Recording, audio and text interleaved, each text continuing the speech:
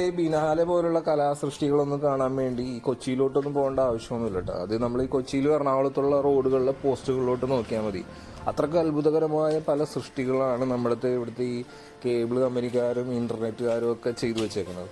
അത്രക്ക് മനോഹരമായ കുരുക്കാണ് ഇവന്മാരൊക്കെ കൂടി ഉണ്ടാക്കി വെച്ചേക്കുന്നത്. ഈ ഒരു കേബിൾ എൻ്റെ തലയെ തട്ടിയപ്പോഴാണ് ഞാൻ ഈ കേബിൾ ശ്രദ്ധിച്ചത്.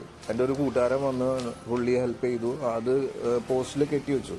ഇതുപോലെ എല്ലാ പോസ്റ്റിലും ഇതുപോലുള്ള കേബിൾ ഇങ്ങനെ കെട്ടി വെച്ചേക്കാം. അപ്പൊ കഴിഞ്ഞ ദിവസം വലിയ വണ്ടി എന്തെങ്കിലും പോയപ്പോൾ കേബിൾ പൊട്ടിച്ചിട്ടതോ അങ്ങനെ എന്തെങ്കിലും ആയിരിക്കാം. എന്തോ തന്നെ ആയിക്കോട്ടെ.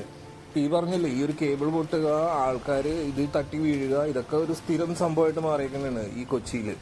അപ്പൊ ഇതൊക്കെ ആരെങ്കിലൊക്കെ മരിച്ചു കഴിയുമ്പോഴായിരിക്കും ഇതിന്റെ ഈ ഒരു പ്രശ്നം പറഞ്ഞിട്ട് കുറച്ച് നാൾ ഇതിന്റെ പ്രശ്നങ്ങൾ ഉണ്ടാവും. പിന്നെ വീണ്ടും പഴയപടി. ഈ പറഞ്ഞില്ലേ, കേബിളിന്റെ കുരുക്ക് എന്ന് പറഞ്ഞാൽ കുരുക്കിന്റെ കുരുക്കാണ്.